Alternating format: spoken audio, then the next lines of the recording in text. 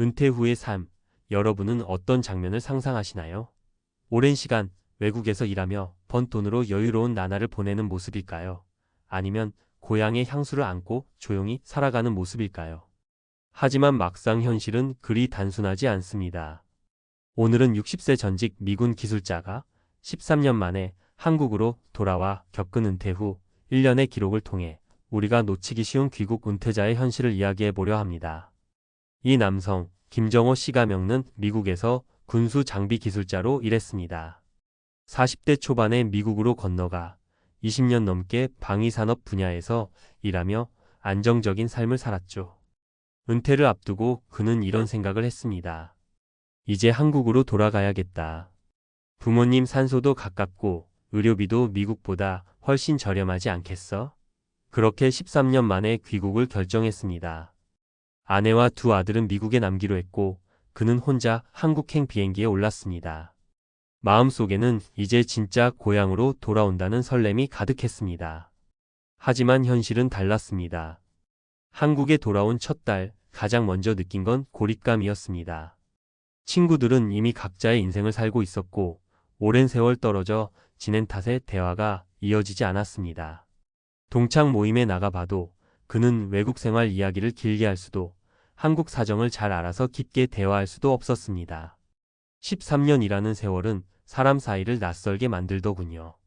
그걸 귀국하고 나서야 알았습니다. 김정호 씨의 회고입니다. 재정적인 문제도 예상 밖이었습니다. 미국에서 받은 연금은 매달 2,500달러 정도였지만 달러를 원화로 바꾸면 330만 원 남짓. 서울 근교에 월세 120만 원짜리 오피스텔을 구하고 의료보험과 생활비를 내고 나니 남는 돈이 거의 없었습니다. 미국에서 살 때는 연금이면 충분하다고 생각했지만 한국의 물가는 이미 그때와 달라져 있었습니다. 그는 이렇게 말했습니다. 한국에서 한 달 살려면 300만 원은 기본이더군요. 나는 한국에서 잘 살 자신 있었는데 막상 살아보니 미국보다 더 팍팍했어요. 심리적인 문제는 더 컸습니다. 그는 자신이 은퇴자라는 사실보다 외국에서 돌아온 사람이라는 정체성 때문에 더 외로웠다고 했습니다. 이웃은 대부분 맞벌이 부부나 젊은 세대였고 낮에는 대화할 사람이 없었습니다. 처음엔 카페에서 영어회화 스터디를 찾아가며 외로움을 달랬지만 몇 주 지나지 않아 그마저 흥미를 잃었습니다. 무엇보다 하루의 리듬이 무너졌습니다. 미국에서는 매일 정해진 시간에 일어나 출근했지만 한국에선 그럴 이유가 없었습니다. 어느 날은 점심때까지 누워있고 또 어느 날은 새벽까지 유튜브만 봤습니다. 그러다 문득 이런 생각이 들었답니다. 내가 왜 돌아왔지? 이 시점에서 김정호 씨는 결심했습니다. 한국에서 다시 일자리를 찾아보자.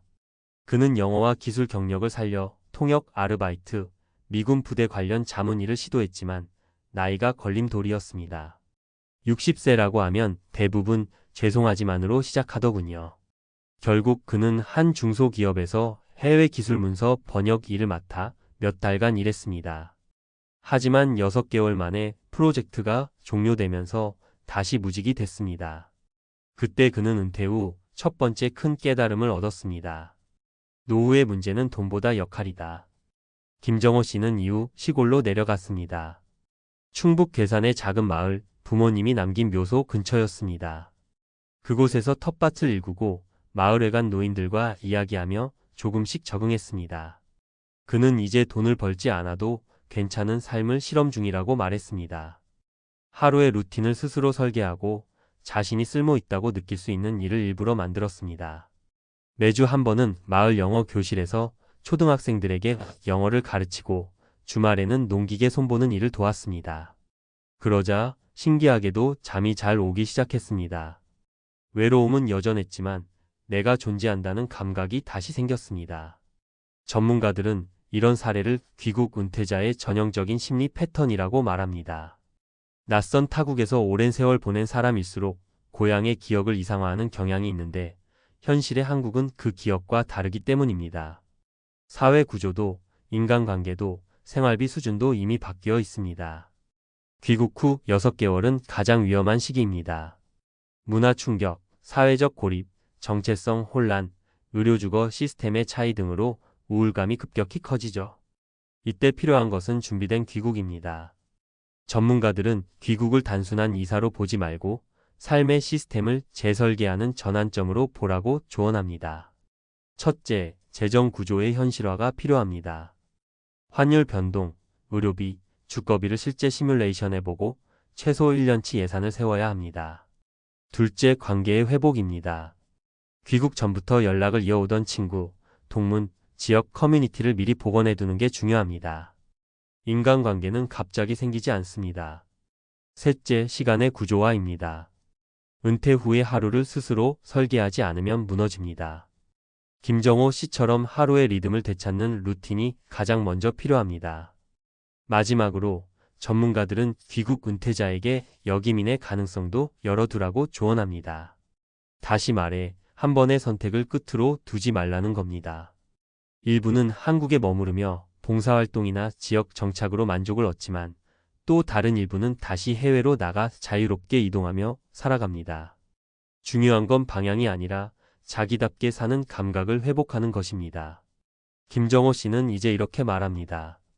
나는 이제 어디에도 속하지 않지만 어디서든 살 수 있는 법을 배웠습니다. 그의 이야기는 귀국을 꿈꾸는 수많은 은퇴자들에게 묵직한 질문을 던집니다. 진짜 고향은 장소가 아니라 내가 마음 편히 숨 쉴 수 있는 삶의 방식이 아닐까? 결국 은퇴의 핵심은 돌아갈 곳이 아니라 나답게 살 수 있는 리듬을 만드는 일입니다. 한국으로 돌아오든 해외에 남든 혹은 새로운 땅으로 떠나든 중요한 건 삶의 방향을 스스로 설계하는 용기입니다. 김정호 씨의 1년은 그 용기를 배우는 시간이었다고 할 수 있습니다. 그리고 우리 모두에게도 같은 질문이 남습니다. 은퇴 후 당신은 어디서 어떻게 살고 싶은가요? 귀국한 은퇴자의 이야기는 단순히 한 개인의 인생 기록이 아니다. 그것은 돌아온다는 선택이 결코 끝이 아니라 또 한 번의 시작이라는 사실을 보여주는 사회적 단면이다. 한국 사회는 이미 수많은 귀국 은퇴자를 맞이하고 있다. 오랜 외국 생활을 마치고 돌아온 이들은 흔히 경제적으로 여유 있고 경험 많은 세대로 여겨지지만 현실은 그 이면에 더 깊은 심리적 공허와 정체성의 혼란이 자리한다. 특히 5070대 귀국 은퇴자 중 상당수는 한국 사회의 빠른 변화 속도를 감당하지 못한 채 자신이 마치 이방인이 된 듯한 소외감을 호소한다. 문제는 이들이 다시 사회에 편입될 구조가 거의 없다는 점이다. 한국의 복지체계는 여전히 국내 경력 중심으로 설계돼 있다. 해외 근무 경력이나 외국 연금은 제대로 평가받지 못하고 세금 체계나 건강보험제도 역시 외국 거주자에게는 낯설고 복잡하다.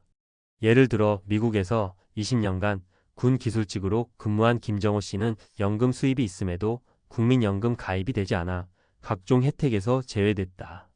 의료보험 가입 과정에서도 해외 체류 이력이 문제로 지적돼 수차례 서류를 제출해야 했다. 한국에 돌아와서 느낀 첫 번째 좌절은 나는 이 나라 국민인데 이 나라 시스템 속에 내 자리가 없다는 감정이었다. 그는 그 감정을 서류상에 한국인이라고 표현했다. 은퇴 후 귀국자들에게 가장 큰 적은 시간의 공백이다. 해외에서는 직장, 사회, 취미, 언어 등으로 구성된 일상의 구조가 존재했지만 한국에서는 그것이 한순간에 사라진다. 누군가는 그 시간을 여행이나 취미로 채우려 하지만 그것은 일시적인 봉합일 뿐 장기적인 해법이 되지 못한다.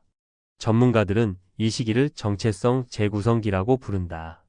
즉, 새로운 사회적 역할을 스스로 설계하지 않으면 존재의 의미를 잃는 시기라는 뜻이다. 실제로 귀국 후 1년 이내 은퇴자에게서 우울감, 무기력, 대인 기피가 집중적으로 나타난다는 조사도 있다. 심리학적으로 보면 영문화 충격리버스 컬처 샤크이라 부른다. 낯선 나라에 적응할 때보다 익숙했던 나라가 낯설게 느껴질 때 충격이 더 크기 때문이다. 귀국 은퇴자들이 흔히 범하는 또 하나의 착각은 한국은 내가 떠났을 때 그대로일 것이다 라는 믿음이다. 그러나 세월은 사회 구조뿐 아니라 인간관계의 온도까지도 바꿔놓는다. 과거의 친구는 이미 손주를 돌보거나 병원 진료를 다니며 각자의 인생 루틴을 살고 있다. 귀국자가 그 안에 다시 스며들기란 쉽지 않다. 반면 지역 사회나 동호회 같은 새로운 인간관계는 나이, 경제력, 출신 배경에 따라 미묘한 거리감을 만든다. 김정호 씨는 처음 3개월간 이런 관계의 단절을 침묵의 벽이라 불렀다. 말할 사람은 있어도 내 이야기를 이해해주는 사람은 없다는 뜻이었다. 이 문제는 단순한 외로움의 문제가 아니다. 그것은 사회적 존재감의 상실이다. 사람은 타인의 시선 속에서 스스로를 확인하며 살아간다. 일할 때는 직함이, 외국에서는 이민자로서의 정체성이 있었지만 한국으로 돌아온 순간 그는 아무것도 아닌 사람이 되었다. 이런 감정은 남성 은퇴자에게 특히 강하다. 직업과 사회적 지위를 통해 자아를 규정해온 세대일수록 그 틀을 잇는 순간 자신을 증명할 방법이 사라지기 때문이다. 그러니 귀국 은퇴자가 새로운 역할을 만들어내지 않으면 남은 인생은 공허한 시간의 연속이 된다. 그렇다면 어떻게 해야 할까? 첫째, 귀국을 결정하기 전에 경제적 시뮬레이션보다 생활 시뮬레이션을 먼저 해야 한다. 매일의 루틴, 대화할 사람, 일상의 공간을 상상해 봐야 한다. 둘째, 귀국은 복귀가 아니라 이주라는 인식 전환이 필요하다. 외국에서 한국으로 옮기는 것도 결국 또 하나의 이민이다. 제도적 복잡성, 사회적 거리, 심리적 낯설음을 감안해야 한다. 셋째, 귀국 후 6개월은 반드시 실험기로 삼아야 한다. 그 시기에 자신이 어떤 환경에서 안정감을 느끼는지, 어떤 사람들과 관계를 맺는지 관찰해야 한다. 그 결과가 향후 10년의 삶의 질을 결정한다. 또한 전문가들은 귀국 은퇴자에게 사회적 봉사나 지식 나눔을 권한다. 직업을 잃었다 해도 경험은 여전히 자산이다. 김정호 씨가 마을 아이들에게 영어를 가르치며 회복한 자존감은 경제적 수익과는 다른 차원의 가치였다. 사람은 누군가에게 도움이 되는 존재일 때 비로소 살아있음을 느낀다.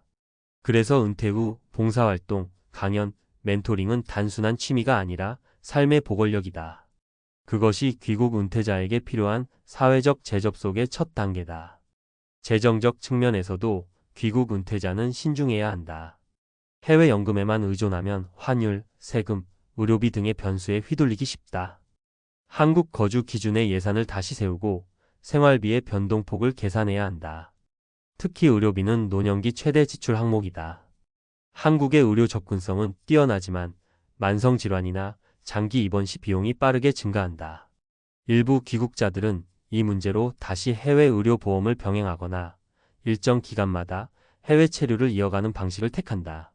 즉, 귀국은 영구적 결정이 아니라 유동적 생존 전략으로 접근해야 한다. 심리 전문가들은 귀국 은퇴자에게 작은 목표를 세우라고 조언한다.